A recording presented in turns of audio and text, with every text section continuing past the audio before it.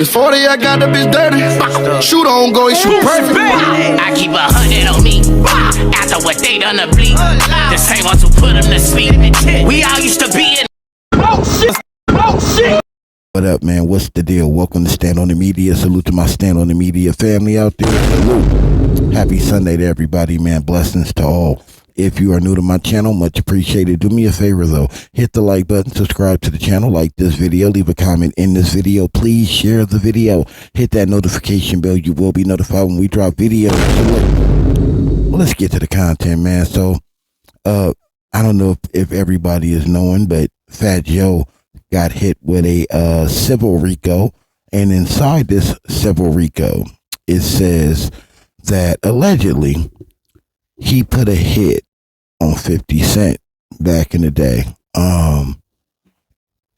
He had got wind that, well, this is when 50 and Fat Joe were going back and forth. And he had got wind that 50 Cent was somewhere. I'm not sure if it says where, but if so, we'll hear it in the content. But anyway, he gets word that 50 is somewhere around. He sends the goons. They roll up on him. But before they can get to him, they spot his security, and they like, it's like the Navy SEALs. They have the tactical gear, weaponry. They coming out of they jumping from the sky, from the ground, from under cars, behind buildings, inside a Dora Explorer's backpack. I mean, he said they was coming from everywhere. So it was like abort the mission. Now, why that story in particular is interesting in this indictment, because, and I wasn't even aware of this. A lot of people do not know that there is somebody else who tells a very similar story to that. And who can y'all guess who it is? You got it. CS2 Back. Who would have thunk it? CS2 Back. CS2 Back tells the story about, he says allegedly when it was on around this time, right? So, and you know, he was with the game, and I'm assuming he's saying when the game fell out with G Unit and the whole thing. But if I'm not mistaken, he wasn't around it. But that's neither here nor there. The story he tells that they was gonna get him. 50 was around in Cali. He said this happened in Cali. He said 50 was in town, they were going to get him, and when they was about to run up on him, 50 security jumped out, like the Navy SEALs, tactical gear, weaponry. They came from out the sky, from under the cars, from around the building, Dora Explorer's belt. They came from everywhere. What's the coincidence of that, y'all? Now, this could be two different separate situations. But I'm not going to be that naive to that. No, not right now, I'm not. Before we knew who CS2 Back was, right? When you heard that story, you thought of something gangster. Like, whoa, that was gangster. That was gangster on top of gangster. But knowing who he is today, knowing that he is a known informant and been an informant for years, he tried to take down Suge. I believe he has something to do with Reggie Wright being taken down. He drove Teresa Swan. He told on Teresa Swan allegedly. He then single-handedly orchestrated an indictment on Big U. And the list of people go on and on and on and on. We almost at that 5-minute mark, y'all. Don't worry. I'm sticking within the timeline. But knowing who he is, right? We know who he is today. How would that be so far-fetched from being the truth? that who they're talking about in this indictment is CS2 back, which then makes me, it has my head spinning and asking the questions then, well, if he was an informant working for the feds at this time, they just took Big U out with an indictment. 50's very smart. They're not going to get him with, say, a female doing him sex trafficking or drug muling. You're not going to get 50 on any of that because 50 don't have any affiliations with any of that. And he was clever on that song, Go Get the Strap. When he denounced any gangbanging, he did that strategically. And who pointed that out? The brother that's on that song, Casanova. He pointed that out. But I had already knew that when 50 did it. I knew that was clever because he was on a song with a bunch of gang members who were under, they were under federal, they were under an indictment. They were under investigation. And 50 had already knew that was coming down the tailpipe. So on that song, he says, I am not gang bang. I said, I am not gang. I do not gang bang. That was to publicly denounce any affiliation with gang banging, period. So it's not going to be easy to just get him. So the next best thing is to do what they attempted to do with Suge Knight and what they successfully and unfortunately did with Tupac Shakur and Big. Allegedly. All this is alleged. This is all my point of view. I could be way off with this. I don't know. Please talk to me in that comment section. Tell me what y'all think. I'm going to play the audio of the indictment being read so you can hear what's in the actual indictment. Then I'm going to play a couple of clips of Fat Joe and CS2 Back telling a very similar story about what happened when they tried to have somebody run up on 50 Cent and they both had to abort the mission. Amazing. Anyway, thank you to everybody, man, that pulled up. Salute to Ticket TV for the content. Yeah, we 6 minutes in. Don't worry, we about to get to the video now. Relax. I don't need you in the comment section. You got a lisp. Shut up. Shut up. Yeah. No, keep it coming. That should be funny. I'll be over here dying, laughing, clowning you weenies. But anyway, to the ones that just appreciate my content and come rock with me because you enjoy what I say and what I do, thank you genuinely. You already know I got nothing but love for you. I even got love for you haters. You know what I'm saying? I love you haters to keep hating on me. Just help me make my channel grow. We can call it even. Sit back, man. Relax. Stand on the media family. I love y'all. Salute to y'all. Sunday, we still working. You dig? Let's get to the content. Stand on the media. Let's go. So again, I showed y'all the lawsuit right there. And I'll show you guys Shut that part up. of the lawsuit again. Sorry. And the lawsuit I had to do it. basically includes all of those parties, and then it has a lot of unnamed people in the lawsuit as well. Like CS2 Back? Who have not been named yet. And the CS2 Back. So this thing is real. I just want everybody to know that, how real this thing is. This thing is real. But let's get to this part, all right? Right here. Now, this is the part in the lawsuit, right, where he's talking about, right, the 50 Cent alleged situation. Now, he's alleging in this lawsuit conspiracy, and he says predicate act number 13, conspiracy to unalive. Now, he says that 50 Cent plot statuses violated 18 USC 1959 code, violent crimes in aid of racketeering, attempted unaliving, right? Conspiracy to commit a federal offense, unaliving and attempted unaliving is what he says. So he is alleging that Fat Joe ordered a hit on 50 Cent. Now, Oh, wow. he says key participants. Defendant Cartagena, that's Fat Joe Cartagena. He says unnamed enforcers, associates, and assassins. Location, he says Miami, Florida, 50 Cent, New York City, winner of approximately 2006, 2007. Now, Fat Joe and 50 are cool now. They've been cool for years now. For a few years now, they've been cool.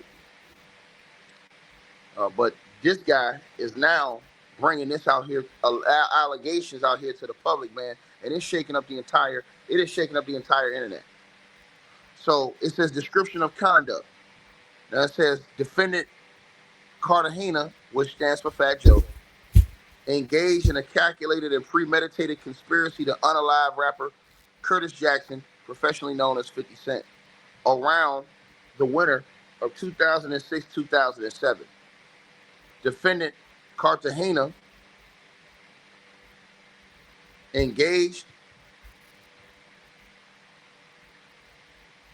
Defendant Cartagena was residing in Miami when he received a call reporting 50 Cent's presence at a New York venue.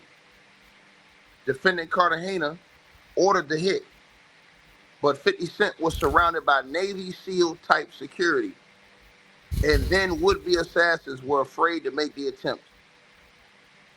Enraged, defendant Cartagena openly admitted to placing a bag on 50 Cent's head, street slang for a bounty, and expressed frustration that he had not yet succeeded in executing the plot. He told the associates that he had been trying to get this ninja for a minute and lamented the failure of his terror squad crew to carry out the hit despite multiple opportunities. The admission occurred at defendant Cartagena's residence in Miami. The plaintiff, who is Terrence Dixon, TA, is saying he was present when Fat Joe made these alleged statements. Now, again, Fat Joe has denied all of this and said that these are all lies and that this guy, you know what I'm saying, these allegations are not true. It goes on. It says that Fat Joe, the defendant, directed the plaintiff and other associates to handle. Now comes in the late rapper DMX, RIP to DMX. He says that Fat Joe directed him and another associate to quote-unquote handle rapper DMX after DMX became involved in an altercation with someone close to the defendant, to Fat Joe. Now it says following Fat Joe's demands, the plaintiff attempted to confront DMX, but DMX refused to come outside. Although nothing happened to DMX, the plaintiff was under immense pressure and coercion, knowing that refusing the order could jeopardize his safety, finances, career, or position. This illustrates how Fat Joe employed physical force through surrogates to protect his reputation and punish perceived disrespect to Terror Squad. Now, Let it off. to allege that Fat Joe instructed 3 members of Terror Squad to assault and catch up a man in the Bronx. As detailed above, catch up is the term coined within the enterprise to signify a targeted, you understand what I'm saying, poking. I just changed the word. It says in the interest of protecting the victim, the details of this incident have been intentionally limited. Wow. Now it goes on. We want to, well, I'm going to let it go a little bit more, then we're going to stop it because it's going to get off the point I was trying to make. But I do want to give you a little bit more of what's in the indictment because I didn't go this far to hear what's next. So let's check it out together and see what happens. It's responded, right? It says that it potentially responded to verbal taunts from the new boyfriend of one of his children's mothers, Brenda, who had called Fat Joe and made degrading sexual comments like, "I'm effing your baby moms in the A while your son is in the other room." Enraged, Fat Joe told the plaintiff the man had gone too far. Out of respect to this victim, The plaintiff has decided to withhold the remaining details. Plaintiff confronts the defendant, Fat Joe, about this victim via Instagram Messenger as detailed in the paragraph 204-2A. Now, he also claims, and he bragged to the plaintiff, that another man is currently serving life in Sing Sing Correctional Facility for a blank, and that Fat Joe himself committed in the 90s. So he's alleging that Fat Joe told him, he bragged to him about another man serving a life sentence for a blank that he allegedly committed himself in the 90s. Now, he says that Fat Joe often laughed about local and federal law enforcement's failure to catch him, even designing an album cover to mimic a federal interrogation room, right? This thing gets worse. Then you go to producers Cool and Dre. Cool and Dre. Now, Dre, these guys produce music for Fat Joe. They're good producers. And this is other allegations that this guy has made that Fat Joe has vehemently denied. So it says violent assault and intimidation of Dre from Cool and Dre. It says defendant Cartagena routinely utilized violence and threats of violence as enforcement mechanisms to maintain control, influence, and dominance over associates and competitors within the music industry. Defendant Cartagena specifically targeted Dre, a prominent music producer from the duo Cool and Dre, after Dre produced a beat for 50 Cent's hit song. 50 Cent hit song, right? Hold on 1 second, y'all. I'm gonna end it right there. Salute to Ticket TV for the content. Yes, sir. Yes, sir. Yes, sir. So, let me tap in a little bit of the backstory of what's going on here. So, I'm a huge 50 Cent fan, man. I think he one of the last real gangsters to ever do it without snitching in the game. I could be wrong. Some people calling him a snitch. Everybody's a snitch nowadays, but I don't believe everybody truly is. I believe some people have stuck to the code, have done things the right way. They once they got to a level of success, all that ignorant ass shit, they stopped doing. Whatever the entourage was involved with, they handled it and moved on and moved away. Salute to Smurf. Is that his name? The young brother. I think it is Smurf, man. The young brother that was part of 50 Cent's entourage when they first started, and he ended up messing up a few times, and 50 sent him back to Trinidad. I'm trying to think his name is Smurf. I think so. I'm bad on names, you know what I mean? But I believe that was Smurf. But anyway, 50 moved like that. You know what I mean? Like one of Young Buck's homeboys in his entourage had did something inside the house that they were living in, that one in Connecticut that Mike Tyson used to own, and an incident happened in there, and 50 had told everybody, you know what I'm saying, ain't no fighting, ain't no nothing going on in this house, period. I don't care what's going on. Y'all conduct yourself like grown men, talk it out, and move on. Any action, any activity, you're gone. I'm sending your ass home. And that's exactly what happened to the dude that was part of Young Buck's entourage. An incident happened, I think it was between him and Tony Yayo.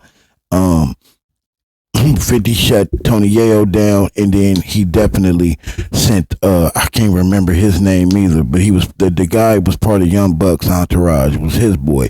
He ended up sending him home. My point is, 50 moved very militant, and I believe 50, what he did was, which is brilliant, if it is indeed true, he invested in security more than anything. You'll be a dumbass to not invest in security, and you got several people that want to do you dirty. You know what I'm saying? Like to move around without security to play tough is the dumbest shit you could ever do. The dumbest shit you can ever do. You know what I mean? So to the younger generation, man, you get some money, you accumulate some enemies. I would hope that you don't. Just remember, get you some security. I'm not necessarily saying get law enforcement because we see what happened with that. But whoever 50 Cent is using and conducting his business with, I think that would be the way to go. Because since he has done that, man, he's been literally untouchable. He makes sure he moves like the president. Some rappers say it. I think he actually moves like that. He moves like as if he's the president. So anyway, let's get to the other clip. But so this before we do that, to get to a little bit of insight. Like I said, 50 moved very militant. You know what I'm saying? Throughout his career, he accumulated a lot of enemies. I don't remember if Wack 100 was the manager of the game right when the game did what he did. If I'm not mistaken, he was not.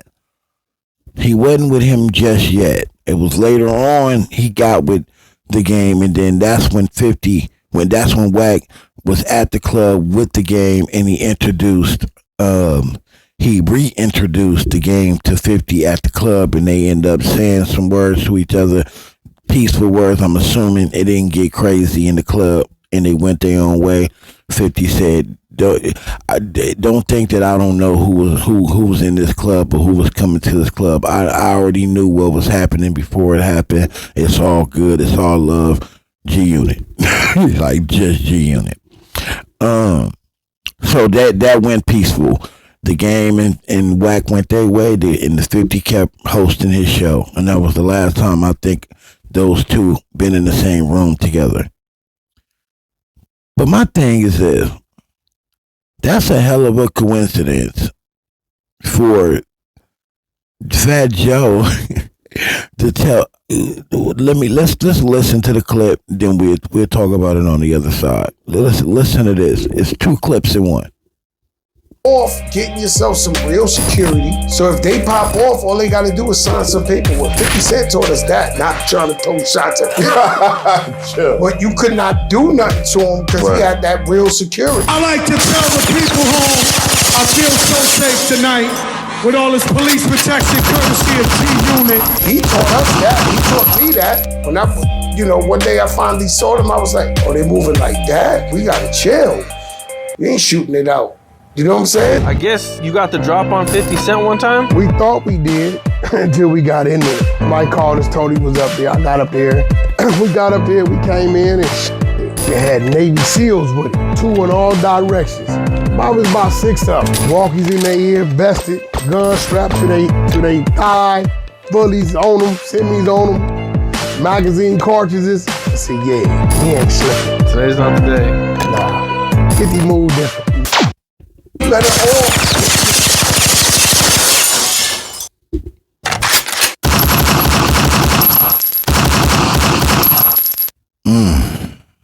That was nasty work right there.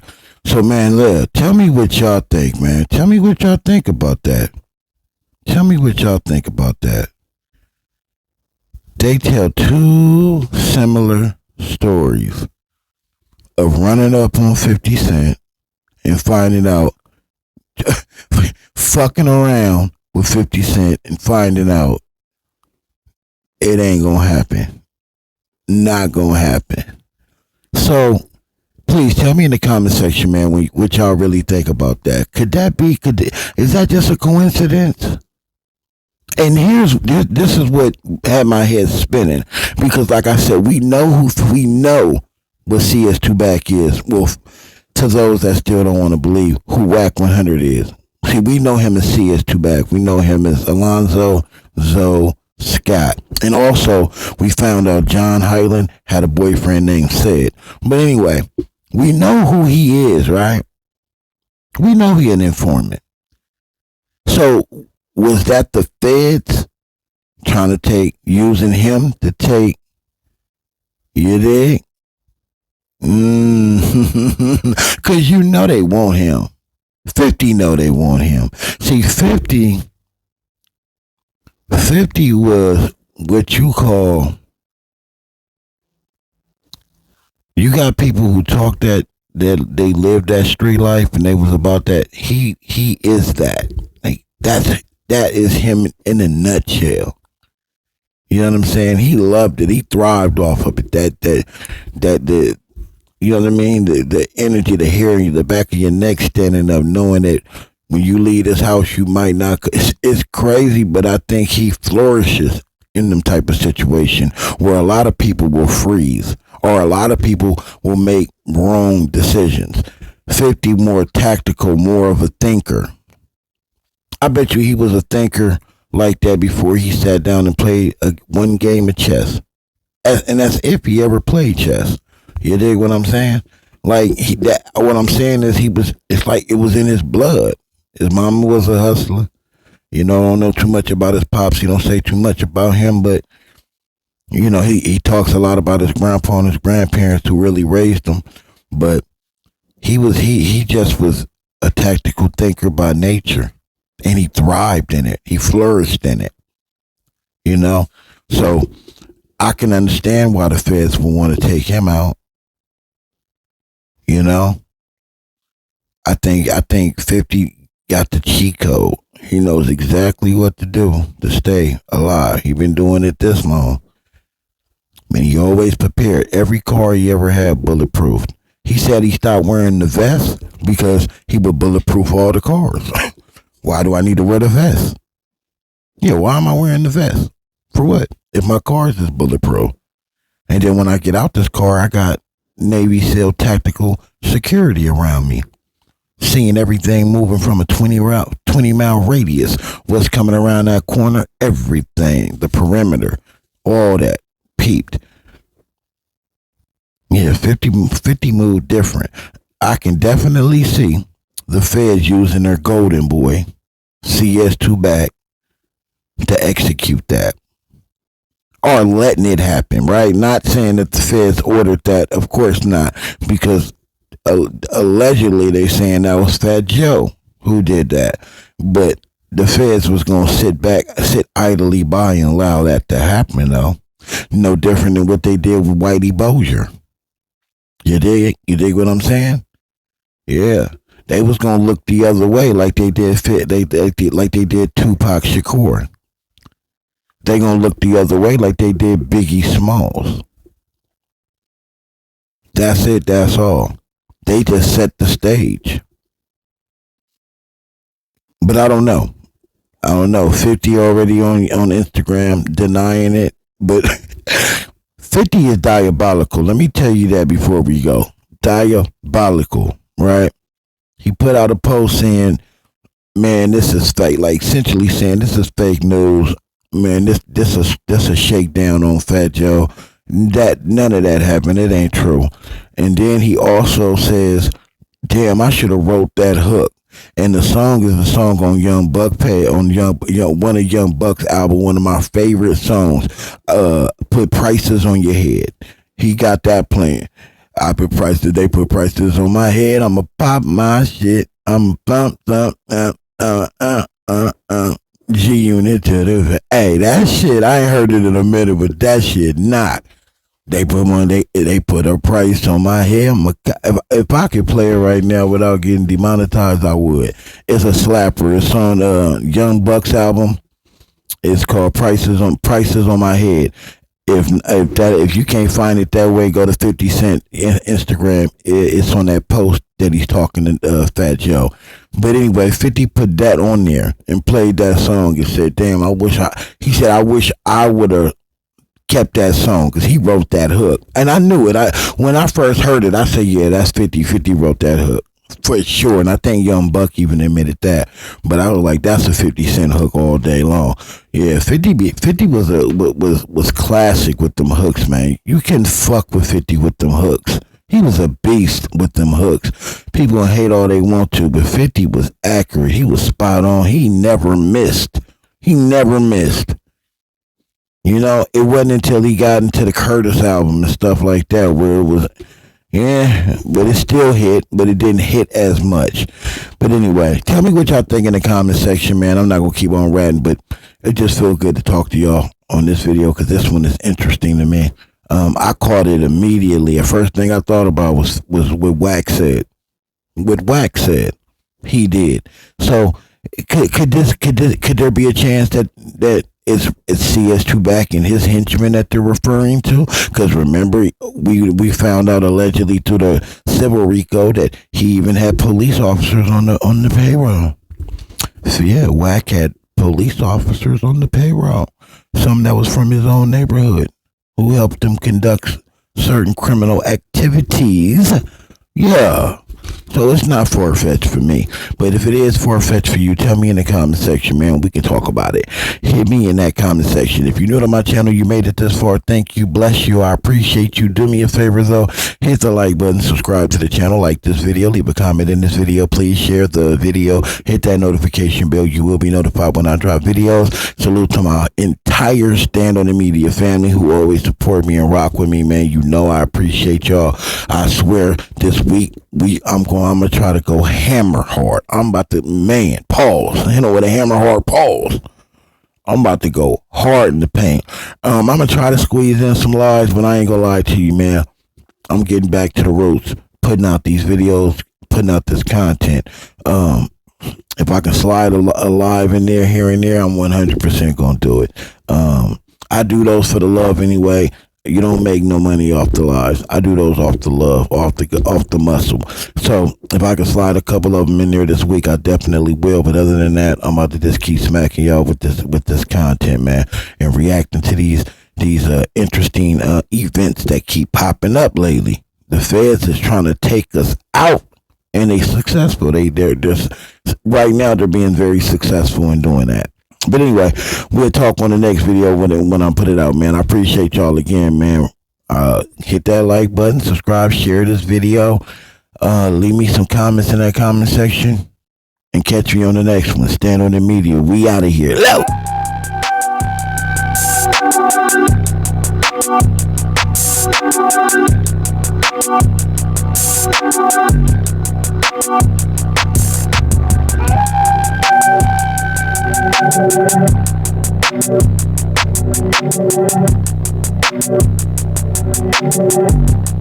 Thank you.